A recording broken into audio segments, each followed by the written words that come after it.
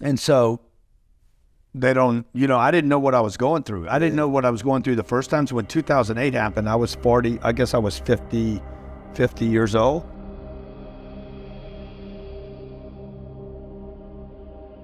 And I had been 20 years of working my butt off, man, saving money, doing all the right things. I call it playing by the house rules. Saving my money, planning for retirement, you had a retirement account, everything they tell you to do, paying off your debt and everything.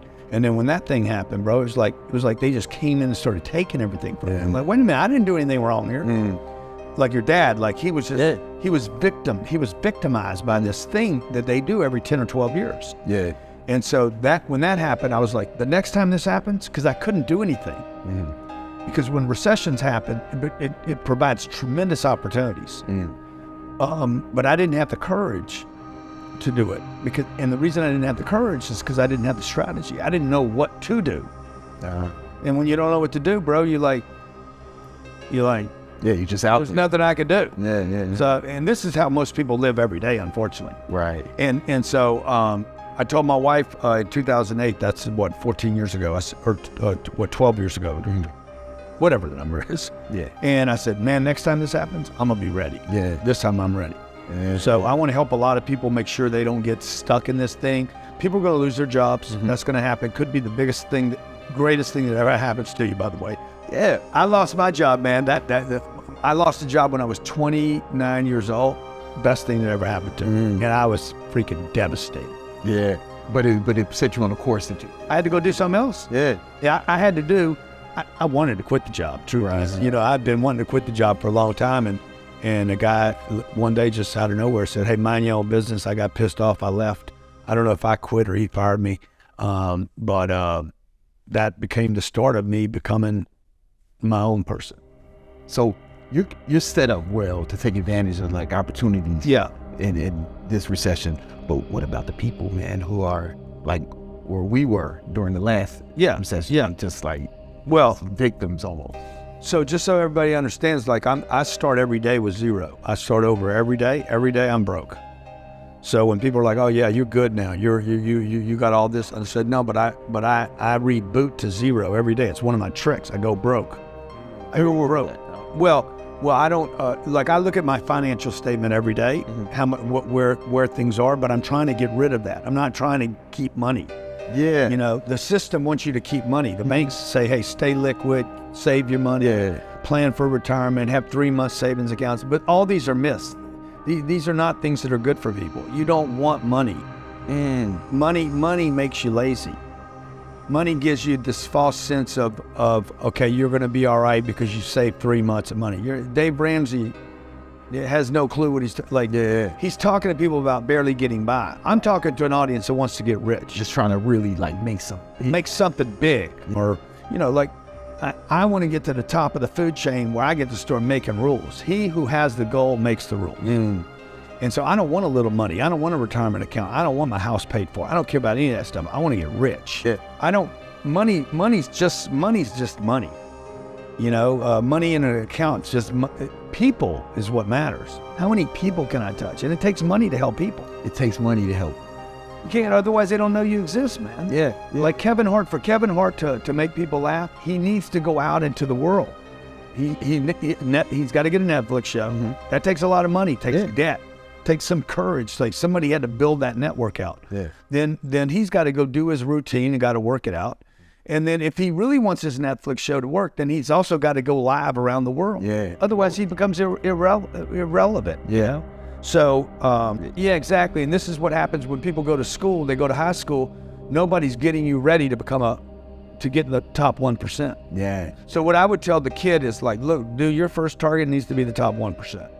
You do not, no breaks, no vacations, no cars, no watches until you get in the 1% club. Yeah. When I was growing up, you didn't have online.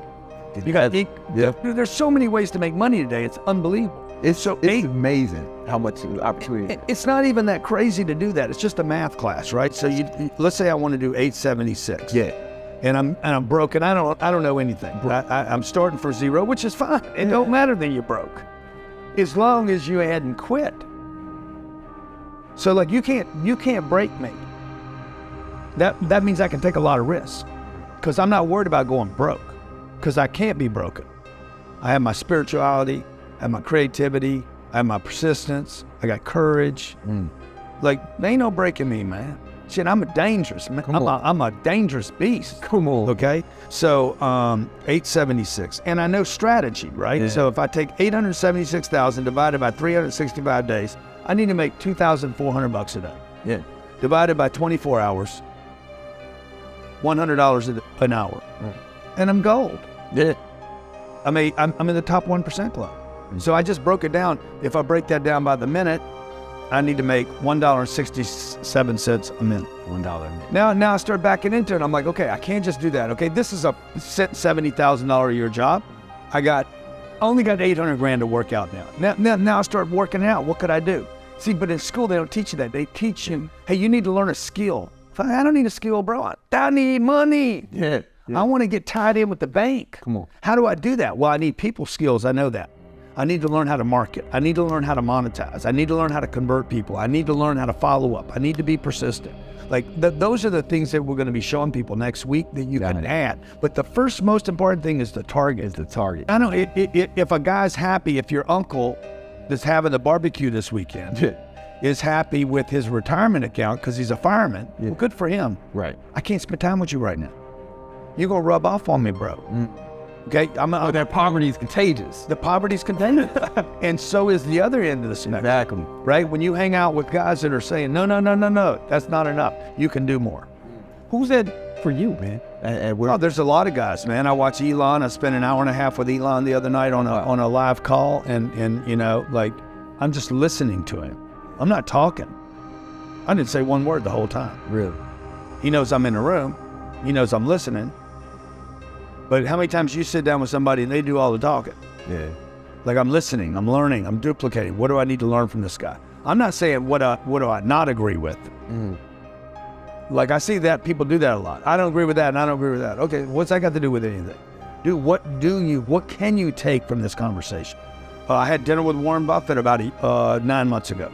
Okay, so like he's telling us, I said, what do I need to watch out for? Never have a gun to your head. And that's his way of saying, don't take money from J.P. Morgan or Morgan Stanley, or don't take this easy money. Don't let them give you money because they put a time on that contract. He left the office for 92 days. I thought it was going to be like 2 days. Turned into 92 days where I was rolling this billionaire around the country. Oh, wow. And see, they don't need anything. Yeah. It's not like I can say, hey, can I buy you a cup of coffee? Well, it's like you're a billionaire, right? So he's like bigger billionaire. This was before I cracked it. Okay.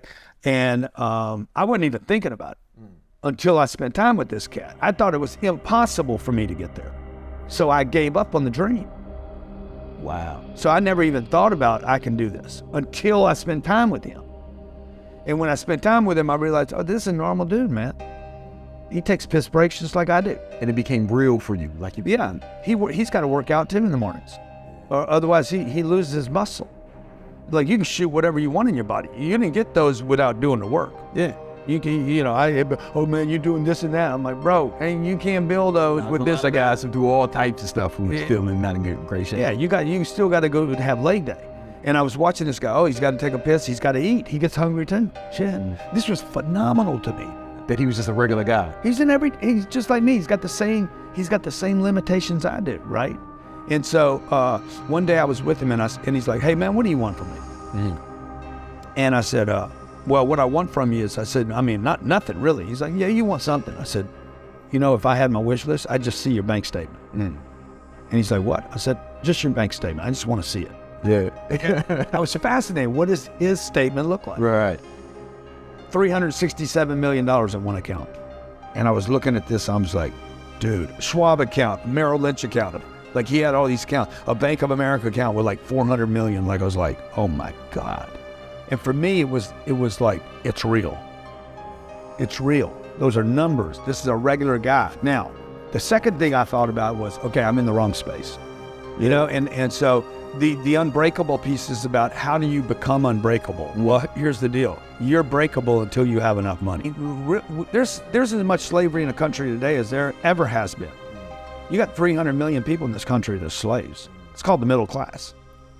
They just made it to a place. Right. They just made it I can pay my bills. I can pay my mortgage. Look what they're paying for. I can pay my house. I paid my house off now. Oh my God, I'm so happy. I paid the house off. I don't have that anymore. I got a retirement account. These 5 things that I just mentioned are simply machine. They're the machine. You're feeding the machine. You're stuck. You're not free yet.